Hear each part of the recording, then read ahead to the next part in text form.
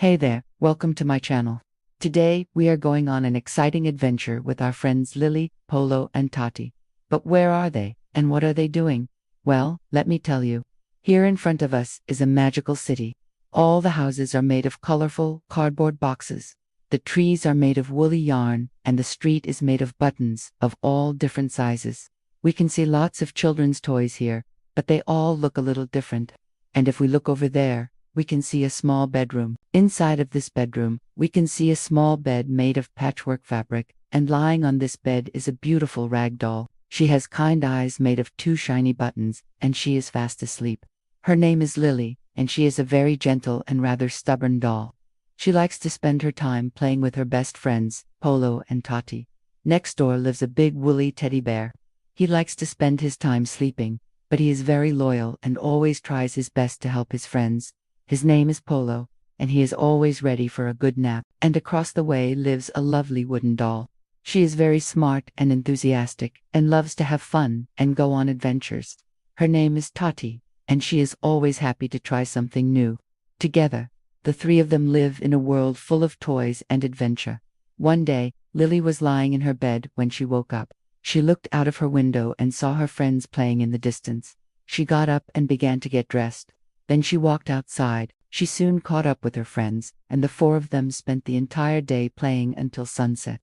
When the sky began to turn orange, Lily knew it was time to head home. She said goodbye to her friends and went back to her cozy little house. The next morning, after a good night's sleep, Lily woke up and went to play with her friends again. They were looking forward to having fun together and making new memories. But today, something different happened. As they were playing, Tutti came across something very strange, a small, shiny key. She had never seen anything like it before. She showed it to her friends, and they all began to wonder, what does this key unlock? They all thought hard about it. Maybe there was a secret passageway hidden in the wool forest. Perhaps there was a secret door behind the bookshelf in Lily's house. Or maybe it opened the treasure chest in the corner of Polo's house. But none of those ideas made any sense, and as they stood there scratching their heads thinking of ideas, Tutti said, "I believe this key must open a secret door somewhere in the magical world of dolls." The idea sounded exciting, but where could the door be? Lily suggested they should look in the wool forest first.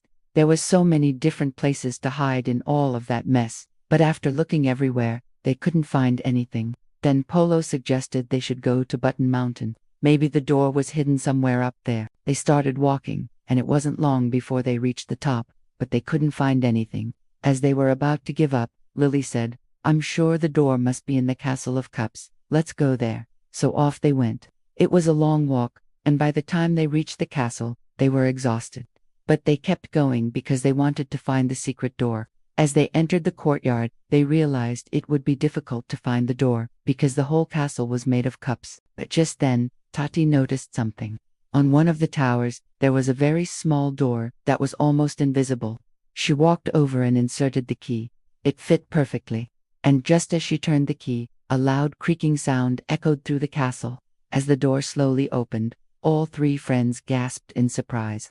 Behind the door was a spiral staircase that led down into darkness. At first, the friends were too scared to go down the stairs.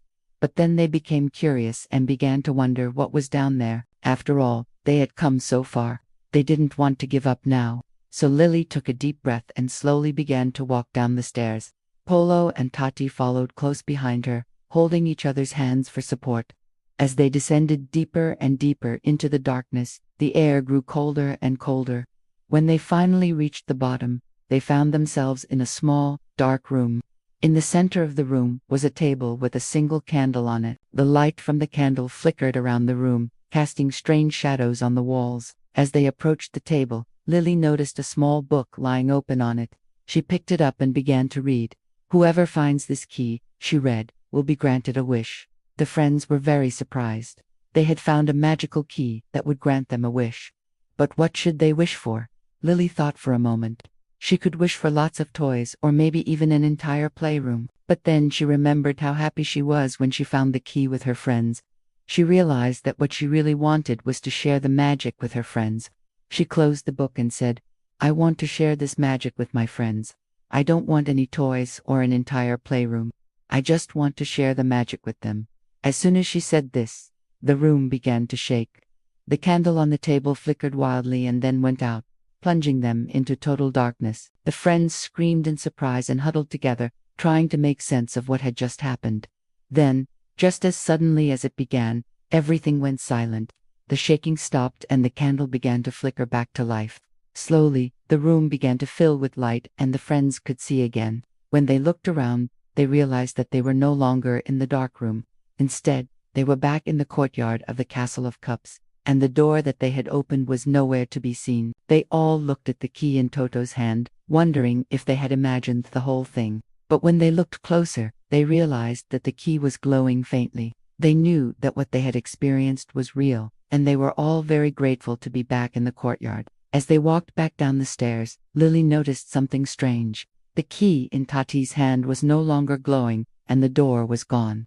She wondered if the magic had disappeared, but then she remembered what she had wished for. She had wished to share the magic with her friends, and as she looked at Polo and Tati, she realized that the magic wasn't in the key or the door, it was in their friendship.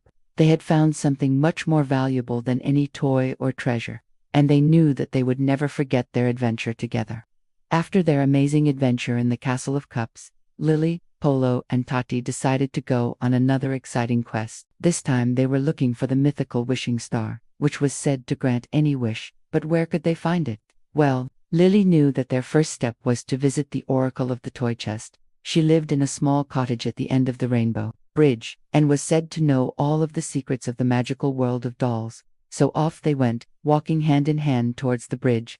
As they crossed the bridge, the colors seemed to shimmer and dance around them, making it feel like they were walking through a rainbow. When they finally reached the Oracle's cottage, they knocked on the door and waited patiently for someone to answer. Just then, the door opened and they were greeted by a wise old doll with twinkling eyes and a long white beard. "Greetings, travelers," she said. "What brings you to my humble abode?" Lily explained that they were looking for the wishing star, and the oracle told them that they needed to find the starry key to unlock its powers. She gave them a riddle that would lead them to the key, and they set off to solve it. But where would the first clue be? What challenges would they face? And would they be able to unlock the power of the wishing star? Tune in next week to find out.